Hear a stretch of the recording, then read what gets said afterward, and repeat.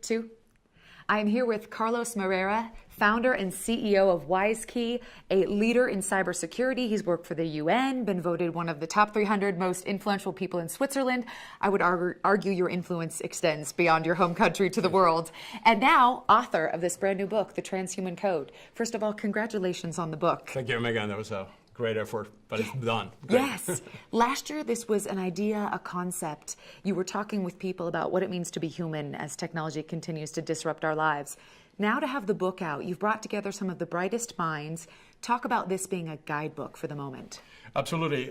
David, Ferguson, and I, we have been very busy since the last year launch, where we started to define the transhuman code movement, which is becoming really a movement because this book is all over Davos. And by the way, even the Klaus Schwab, which is the founder of Davos, is using this concept of his Time magazine front page. So this is really mainstream. We actually with the help of the people around us and our friends, to put the human at the center of gravity. This is what we wanted. We were really concerned that technology was taking us to a different direction on where the human will basically lose its humanity. So this is back into the game. And the good news is everybody agrees. I mean, there's an international consensus that whatever we do in the fourth industrial revolution, humans has to be considered first. And this is a major milestone, and thanks to David and the team, and everybody has contributed, and you, Megan, it's now possible. Yeah. There are so many headlines right now, Carlos, about privacy and security, and people aren't sure what to do.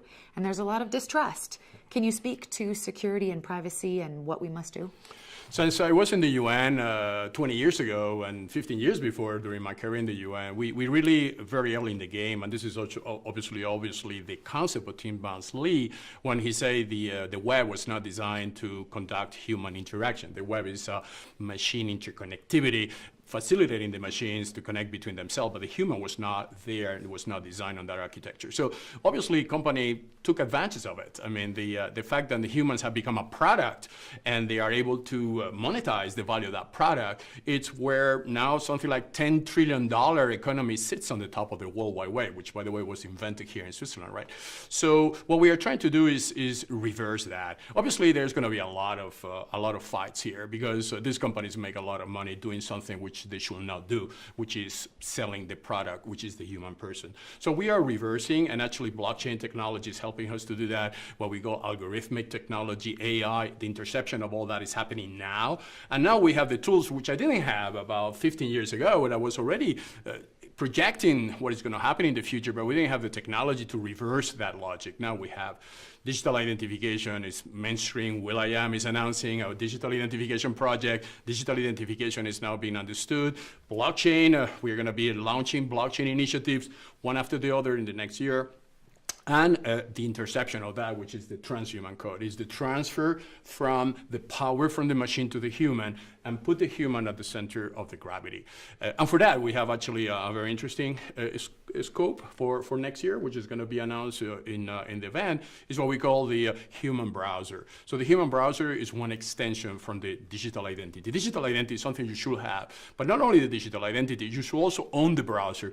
You should have there a Megan browser and not a Chrome browser or an Escape browser or a Safari browser, which capture your information and makes you the product. So the idea is with this human browser, which is going to be connected to the blockchain, totally decentralized with a digital identity on the ledgers, we should be able to give a tool to the human to really become the center of gravity. So we are not talking anymore, now we are acting, and we do have the technology and the backing to do so. Mm-hmm.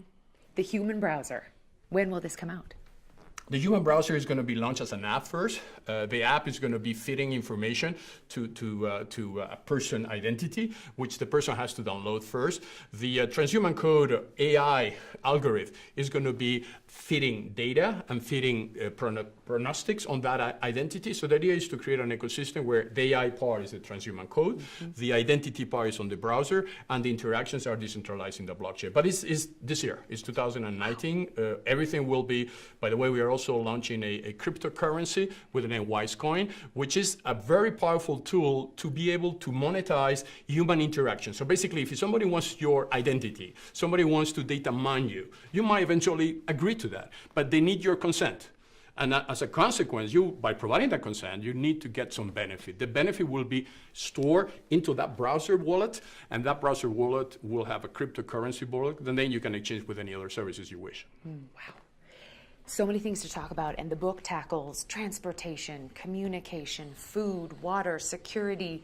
Talk about some of these men and women that you have brought together to give their insight in this book. Exactly. The vision of David and I was not to do everything. Well, obviously, we are limited in our specializations. We needed the brain power and the willpower of other participants, what we call a network of minds. Obviously, that was an excellent place to find those minds that will contribute to the code through their experience and expertise on specific areas that the book is covering. Transportation, food distribution, food safety, tobacco industry, health, each of those elements that will create this ecosystem around the human, so we improve the human nature. The human, after this book evolves into what I believe is going to be a trust manifest, will be able to immediately benefit from the results of those experts. So another interesting thing, the book is complemented by, and this is going to be launched also this year, by a platform that David is working with me, which allows people, not only experts, but also everybody, to contribute their knowledge to the platform. And the platform is going to learn with using an AI algorithm. So imagine all these experts, then they are feeding us with best practices, information. Imagine this algorithm is capturing the best information in the world, information that is not filtered by economic reasons. There is no political agendas. There is no personal agenda. It is only one agenda, is to make the human totally independent on technology and progressing as we have done in the entire humanity. Mm-hmm. Carlos, what would be your advice to anyone who doesn't know how they fit in with all this? And I know that's a conversation at Davos, is we don't want anyone to feel left behind. Civilization 4, right? Right, as things zoom ahead. So what would be your advice to anyone out there who wants to know how they can contribute to read the book and apply it to their own life? So first of all, the first advice is to tell everybody that as a human, we have a human identity, which has a value. And maybe only very powerful companies knows that. So we are instructing people then, because you are a human, you have the right to exist. So a human identity, as we project in the book, is not your Facebook account, it's not your Google account, it's not your Twitter account, it's your birth certificate. It's something that belongs to you, and nobody should be able to grab it or to abuse of it. So as a birth certificate, the day that you enter the internet, and always this book is going to bring people to enter the internet in a more safe way, they will, by having access to that birth certificate, be in control of their destiny. And that consent that they have will empower them to have services. People will, as I said before, willing to buy that consent. And that will create we are working with the Millennium Goals of the United Nations. I am a member of the United Nations Council for the Millennium Goals. We are working with Microsoft. We're going to have Brad Smith in a few minutes talking about the Geneva Convention. All these minds are working for the same endeavor, to make human totally independent. Those are big companies. The Tech Accord involves all the bigger companies in the world, and all of them, they are working to protect the human. So I think what is a major achievement, and maybe the achievement in the last 3 years in Davos, is that we have put the human in the main agenda of everybody else. This was not the case before. Mm-hmm. Your book asks so many great questions. One of them is constantly asking, what is prevailing, humanity or technology? Where are we right now, and what do you see into the future? We're in a very dangerous moment because our biological progression is a linear projection. So we cannot grow exponentially. Your body or bodies has a sequence. 0 to 100 takes 100 steps before reaching 100. In computer science, 0 to 100 takes actually billions. So the exponential powers of computer are by far superior to our biological growth power. So if what we're going to do is comparing our biology with the technology, we are losing the battle. So what we are doing here is saying, no, don't mix things. Actually, a lot of biological integrations into technology are going to be the next disruptive technologies. So let's progress on the technology, maintain the biology uniqueness of the human being, and protecting that. So we are not going to put our brains into a robot and be living in a cloud. We are not going to do that.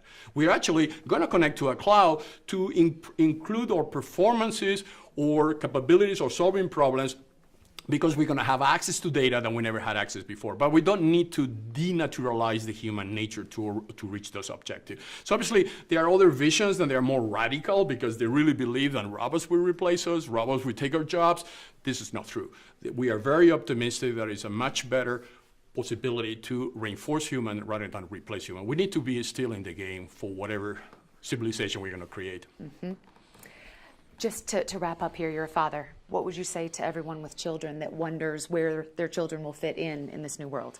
So the first thing I would say, then don't worry, your children will have jobs. You know, there's no, everybody, actually jobs are this type of, if we design technology around the transhuman code vision, jobs will be there. Why? Because we are going to be able to capture the things humans have, which computers never have: emotions, capability of taking care of others, being able to fall in love, to cry, to pray. This kind of things only humans know how to do it. And those emotions will become jobs. So maybe our jobs will not necessarily be repetitive tasks, and computers will know how to do better than us. But if we focus on those emotions, if we integrate those emotions into our jobs in the future, humans will be there for a while. But use technology, code, learn to program, integrate technology. Don't be afraid of using technology. Don't be afraid to using social media. It's no point to diabolize social media, but always thinking that you as a human, you are the one in control. You have the tools. It's like playing piano. You need a pianist. You need to know how to learn, and you cannot do it without piano, right? Piano is the tool, is the instrument, but does not replace the person. Yeah. You're providing us with the tools. Carlos Moreira, co-author of the Transhuman Code, How to Program Your Future. Thank you, Megan. That was great. Thank you.